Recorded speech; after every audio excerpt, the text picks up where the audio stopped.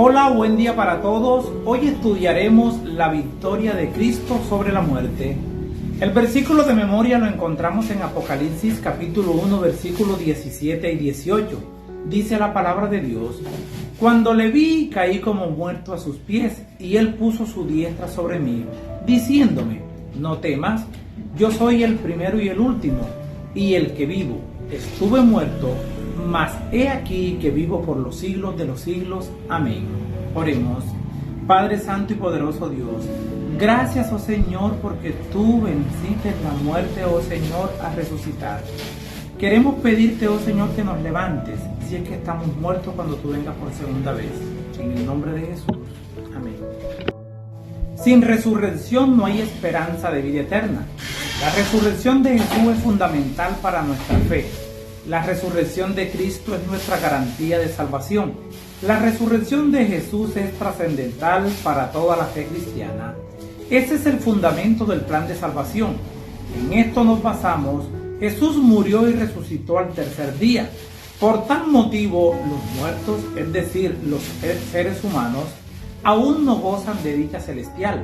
Hay muchas evidencias en las Escrituras que Jesús resucitó de los muertos. Muchos quieren ocultar la verdad de la resurrección, pero muchos vieron a Jesús resucitado. Cuando Cristo resucitó, algunas tumbas fueron abiertas, pero en su segunda venida, todos los preciosos muertos oirán su voz y surgirán a una vida gloriosa e inmortal. El mismo poder que resucitó a Cristo de los muertos, resucitará a su iglesia. Cuando Jesús muere, muchos pensaron que habían acabado con este tal Jesús, que ya había fracasado, y aparentemente Satanás había conseguido algo de éxito al usar a Judas para traicionarlo. También logró engañar a los sacerdotes y ancianos para que lo llevaran a la cruz, y hasta sus mismos discípulos huyeron cuando capturaron al Mesías. Pedro lo negó 3 veces. Ahora Jesús está en una tumba sellada con una roca y custodiada por guardias romanos. Además, Satanás puso su propia guardia de ángeles demoníacos, pero Satanás no pudo retener a Jesús en la tumba. Además, no debía ser sorpresa para sus discípulos, porque Jesús había predicho su muerte y su resurrección. Jesús dijo: como estuvo Jonás en el vientre del pez 3 días y 3 noches, así estará el Hijo del Hombre en el corazón de la tierra, 3 días y 3 noches. Leamos Mateo capítulo 27, versículos 62 a 64. Dice la palabra de Dios: Al día siguiente, que es después de la preparación, se reunieron los principales sacerdotes y los fariseos ante Pilato, diciendo: Señor, nos acordamos que aquel engañador dijo: viviendo aún, después de 3 días resucitaré. Manda pues que se asegure el sepulcro hasta el tercer día, no sea que vengan sus discípulos de noche y lo hurten, y digan al pueblo: resucitó de entre los muertos, y será el postrer error peor que el primero. Ahora se reúnen para tomar medidas de seguridad y poder retener a Jesús en la tumba, pero eso no sirvió. Antes quedaron más avergonzados. Esta gente que planeó esto había presenciado y escuchado sobre los milagros de Jesús. Ellos pensaron que una simple guardia podría retener a Jesús en la tumba, que es el dador de la vida. Ellos pensaron que los discípulos podían robar el cuerpo y así poder detener la resurrección. ¡Qué ilusos! Tal vez ellos en el fondo pensaron que Jesús resucitaría, pero ¿por qué no creer en él? Tal vez por el orgullo. No seas orgulloso y acepta a Jesús. Pero Jesús alcanzó la victoria sobre Satanás en la cruz. La tumba quedó vacía. Mientras Jesús estuvo en el sepulcro, Satanás triunfó. Pensó que Jesús quedaría allí para siempre. Pensando que el cuerpo de Jesús le pertenecía, le puso guardia a la tumba, procurando tener preso a Cristo.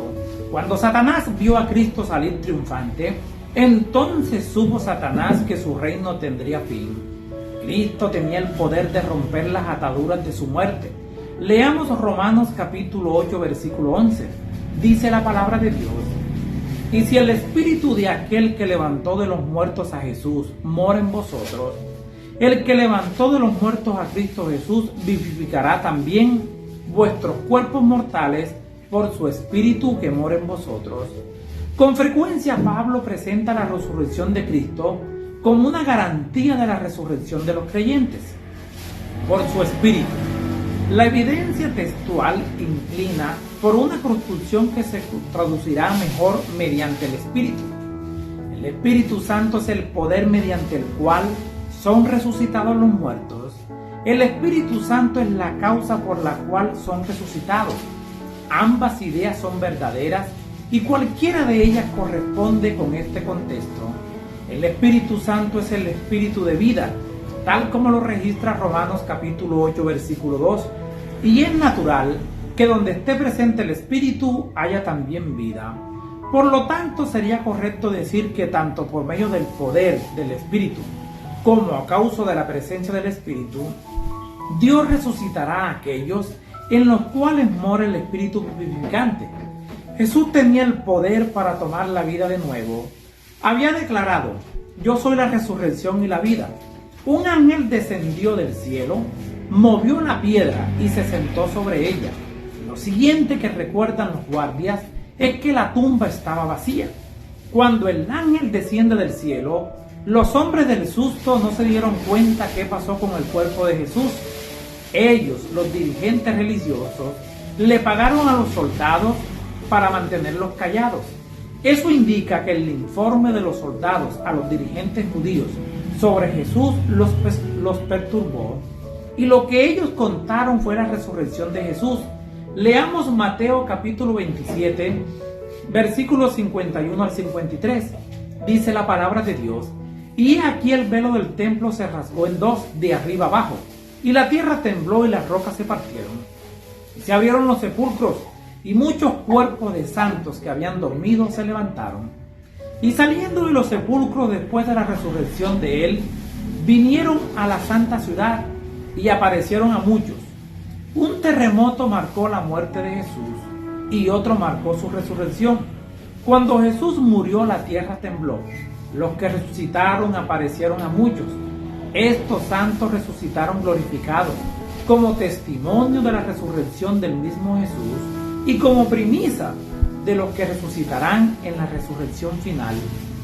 Por este motivo, estos resucitados dieron testimonio a los líderes judíos para que creyeran en la resurrección de Jesús. Algunos creyeron, tal como lo registra Hechos capítulo 6, versículo 7. Dice la palabra de Dios: y crecía la palabra del Señor, y el número de los discípulos se multiplicaba grandemente en Jerusalén. También muchos de los sacerdotes obedecían a la fe. Jesús ya había hecho algunas resurrecciones, como la hija de Jairo, a Lázaro, pero ninguno de estos fueron revestidos de inmortalidad, es decir, murieron nuevamente. Pero los que se levantaron de las tumbas junto con él fueron resucitados para vida eterna. Ascendieron con Cristo como trofeo de su victoria sobre la muerte. Estos santos se levantaron para invalidar las mentiras de los sacerdotes. A la final, la gente creyó, porque vieron personas que habían muerto, ahora les predicaban del poder de Dios. Ahora nos concentramos en los testigos de Cristo. Estos testigos son de Cristo. Leamos 1 Corintios capítulo 15, versículos 5 al 8. Dice la palabra de Dios: y que apareció a Cefas, y después a los 12. Después apareció a más de 500 hermanos a la vez, de los cuales muchos viven aún, y otros ya duermen. Después apareció a Jacobo, después a todos los apóstoles, y al último de todos, como a un abortivo, me apareció a mí. A María Magdalena le dieron la noticia de la resurrección los dos ángeles, pero luego el mismo Jesús les apareció y le adoraron. También se le apareció a Pedro, a los dos discípulos que iban camino de Emaús. Luego Jesús llegó al aposento alto, donde se encontraban los discípulos, y ellos se llenaron de gozo. Una semana después, Jesús entró en la misma habitación sin abrir las puertas, y fue allí donde Tomás creyó en su resurrección. Entre la resurrección y la ascensión, que pasaron 40 días, Jesús se les apareció a más de 500, y también a Jacobo. Además, Jesús desayunó con algunos discípulos a orillas del mar de Galilea. Luego habló con Pedro. El mismo Pablo se consideraba testigo ocular de Cristo resucitado. Se le apareció camino a Damasco. Tomás no estuvo presente en la primera aparición de Jesús a los discípulos. Cuando le contaron, él dijo que debía tocarlo y meter la mano en el costado. 8 días después, estando él con los discípulos, le apareció Jesús y le dijo: pon aquí tu dedo y no seas incrédulo, sino creyente. Y Tomás dijo: Señor mío y Dios mío. Jesús dijo: porque me has visto, Tomás, creíste. Bienaventurados los que no vieron y creyeron. No seamos como Tomás. Jesús está vivo, porque resucitó y está en el cielo, intercediendo por nosotros. Leamos 1 Corintios capítulo 15, versículo 20. Dice la palabra de Dios: mas ahora Cristo ha resucitado de los muertos, primicia de los que durmieron es hecho. Las primicias eran una antigua práctica agrícola israelita, pero con significado religioso. Esto significa reconocer a Dios como el proveedor de todo. Las primicias indicaban que empezaba la cosecha. También revelaba la caída de los productos. Cristo es nuestra primicia, indicando para nosotros que viene una cosecha mucho mayor.